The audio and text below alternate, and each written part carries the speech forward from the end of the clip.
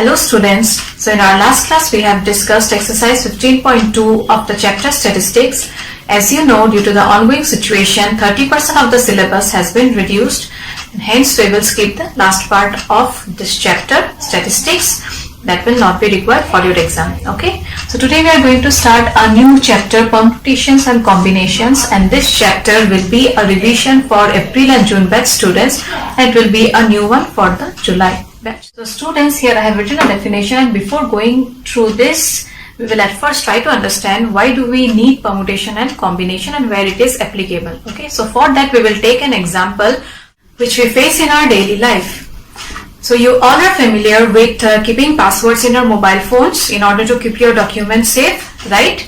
Suppose you have a 4-digit password using the digits 0 to 9. And the only thing you remember is the first digit, that is 4. So what will you do in order to open the lock? You will fill these 3 places using the remaining 9 digits because one have been already used, right? So you will go on listing and it will be a very lengthy method, right? So in this chapter we will learn some counting techniques which will be very helpful, and quickly you will get the answer for such type of questions. Okay, so the first principle is fundamental principle of counting. Now what is fundamental principle of counting? If an event can occur in n different ways, following which another event can occur in n different ways, and the total number of occurrence of the events in the given order is m into n. So what is the meaning of this principle? Suppose you are having 3 pens P1, P2 and P3 and 2 shirts S1 and S2. So a pen can be chosen in how many ways? 3 ways, as 3 pens are available.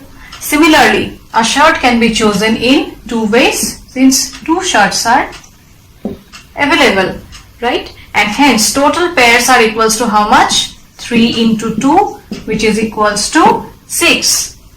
Okay, so this is the example of fundamental principle of counting, which says if an event can occur in m different ways, that is, here pens are occurring in how many ways? 3 ways, following which another event can occur in n different ways, that is, shirts are chosen in how many ways? 2 different ways, and the total number of occurrence of the event, that is, the total number of pairs, is given by m into n, which is equals to how much here? 3 into 2, that is equals to 6. That means 6 such pairs can be formed using 3 pens and 2 shirts. Okay, let's solve few sums on fundamental principle of counting. So the first question is, how many 3-digit numbers can be formed from the digits 1, 2, 3, 4, 5, assuming that repetition is allowed? So you are given to form 3-digit numbers using the digits 1, 2, 3, 4, 5 such that you can repeat the digits. Okay, so here you see, since you are given to form 3-digit numbers, so these 3 places can be filled in how many ways? We will find it out.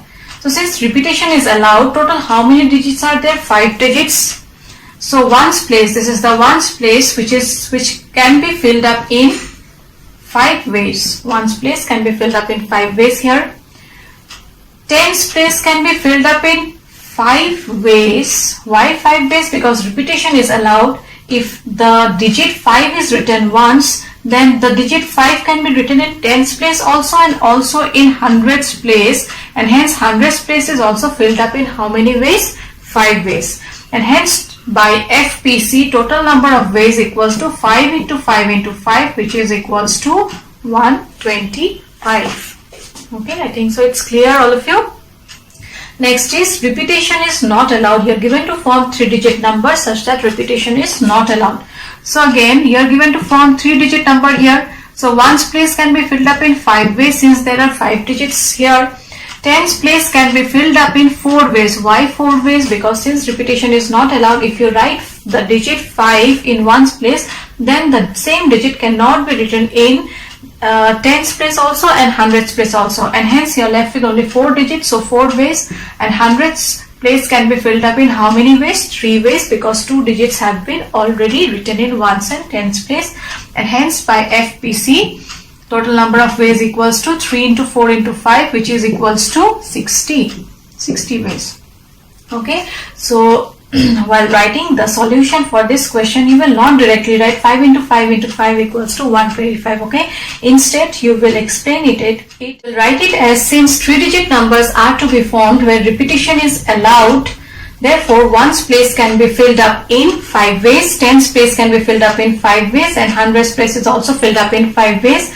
Hence, by fundamental principle of counting, total number of ways is equals to 5 into 5 into 5 equals to 125. Similarly, for the next also you will write it in the same way, and also for the other questions also. Okay. Now, the next question is, how many 3-digit even numbers can be formed from the digits 1, 2, 3, 4, 5, 6 if the digits can be repeated? So here again you are given to form 3-digit number such that it has to be even numbers. Now, as we know, even number ends with 2, 4 and 6, hence ones place can be filled up in 3 ways. Tens place can be filled up in how many ways here? Here you see the digits can be repeated. That means whichever digit you write in ones place can be written in tens place also, and also in hundreds place. Now total how many digits are here? 6 digits. So tens place can be filled up in 6 ways, and hundreds place can also be filled up in 6 ways. Hence, by fundamental principle of counting, total number of ways equals to 6 into 6 into 3, which is equals to 108. Okay. Now moving on to the next question, it says how many 5-digit telephone numbers can be constructed using the digits 0 to 9. So 0 to 9 consists of how many digits? 10 digits. If each number starts with 67, now in a 5-digit telephone number, each digit starts with 67. So 67 is fixed here, and no digit appears more than once. That means repetition is not allowed. Hence, out of this 10 digits, 2 digits has been already written. So the 3 places will be filled up in how many ways? 8, remaining 8 digits. Okay. Now since no digit appears more than once, so ones place can be filled up in 8 ways. Tens place can be filled up in 7 ways, and hundreds place can be filled up in 6 ways. And hence, by fundamental principle of counting, total number of ways equals to 6 into 7 into 8, which will be equals to how much? 6 sevens are 42. 42 into 8 is equals to 336 ways. So 336 ways 5-digit telephone numbers can be constructed. Okay. Now the last one is, a coin is tossed 3 times. So a coin, you will toss it 3 times and outcomes are recorded. What are the outcomes? Head and tail. So how many possible outcomes are there? See, first time you will toss, so you will note down the outcomes this way. 3 times you will do, and hence the outcomes are for each toss. How many outcomes will you get? 2. Since you are doing the experiment 3 times, and hence it will be 2 into 2 into 2, which is equals to 8. Okay. I think so it's clear, all of you. Next definition which we are going to discuss is permutation. So what is permutation? It is an arrangement in a definite order of a number of objects taken some or all at a time. That means suppose some definite number of objects are there and you are taking all the objects or some of the objects from the total and you are arranging it, then that arrangement will be called what? A permutation. For example, suppose we are taking the word rose. Now you see one thing, the letters of the word rose can be arranged among themselves, like it can be arranged and written as R-O-E-S or R-S-O-E ... Yes, and each arrangements are called what? They are called the permutations. Okay, so what is permutation? It is the arrangement of definite order of number of objects. Here how many objects are there? 4 objects taken some or all at a time. So here we are taking all the total letters and arranging among themselves, and each arrangement will be called what? It will be called the permutation. Next comes a theorem for permutation. What is that? It says the number of permutations of n different objects taken are at a time. So suppose total number of objects are given as n, and you are taking it how many times? R times, where 0 less than r less than equals to n. You have to remember this. The value of r must lie between 0 and n, the value of r can be equals to n. Okay, and objects do not repeat, no repetition is allowed here, is n into n minus 1, n minus 2, n minus r plus 1, and it is denoted by npr. We denote permutation of n objects taken r at a time as this way. Okay, now the theorem says that number of permutation of n different objects taken r at a time is given by n, n minus 1, n minus 2, n minus r plus 1. How did we get this? Let us see. Suppose there are r vacant places. Okay, and total how many digits, total how many objects are there? N different objects. So first place can be filled up in n different ways. Second place can be filled up in n minus 1 different ways.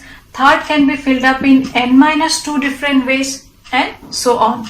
And the last digit can be filled up in n minus r minus 1, which is equals to n minus r plus 1. Why n minus r minus 1? Because here you see the first place can be filled up in n number of objects. Second is filled up in n minus 1, which can be written as n minus 2 minus 1.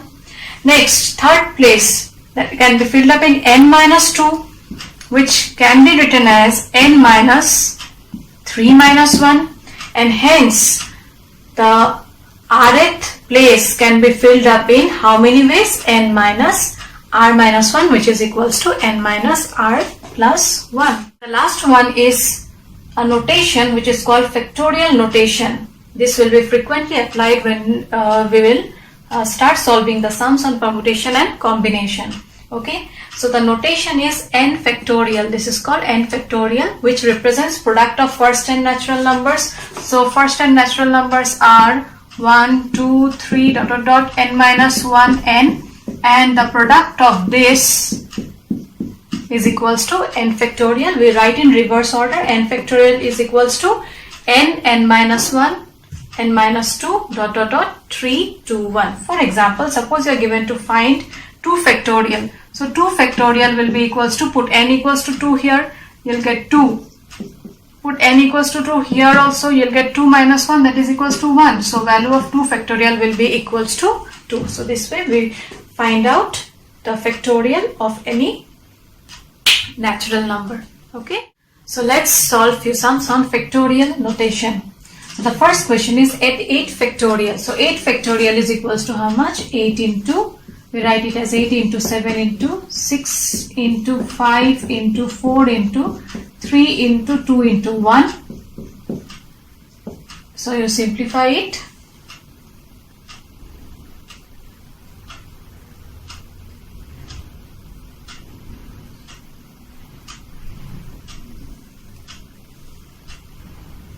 So you'll get the answer after calculation to be equal to 40320.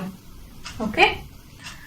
Now the next is 4 factorial minus 3 factorial. So 4 factorial is equals to 4 into 3 factorial. We can write it this way. I'm not writing it as 4 into 3 into 2 into 1. You can do it in that way also. This is another way how we can solve and quickly get the answer.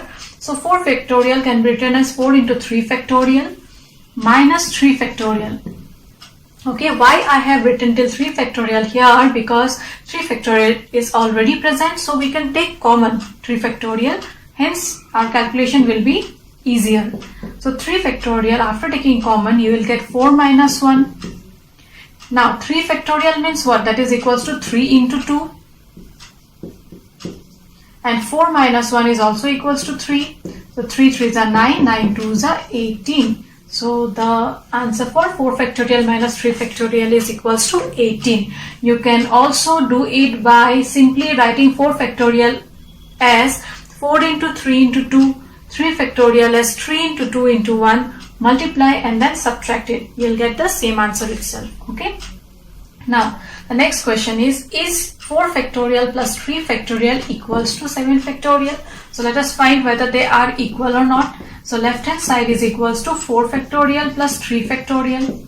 4 factorial can be written as 4 into 3 factorial plus 3 factorial. Take 3 factorial common, you will get 4 plus 1. Now 3 factorial is equals to 3 into 2 and 4 plus 1 is equals to 5. So 5 2s are 10, 10 3s are 30. So 30 is the left hand side. And the right hand side is 7 factorial, which is equals to 7 into 6 into 5 into 4 into 3 into 2 into 1, which will be equals to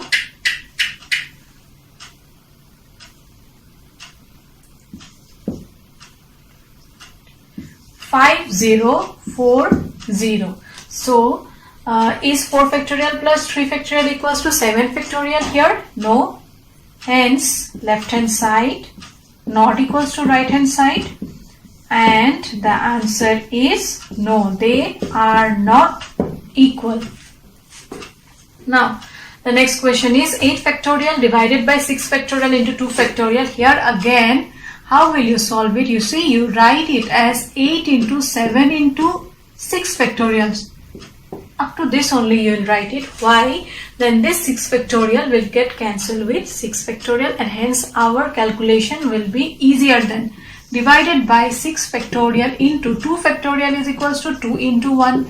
6 factorial got cancelled. 2 4s are 8 and 4 into 7, which is equals to 28. Now this question number 4 is very important. So the question is 1 by 6 factorial plus 1 by 7 factorial equals to x by 8 factorial. Then what is the value of x here?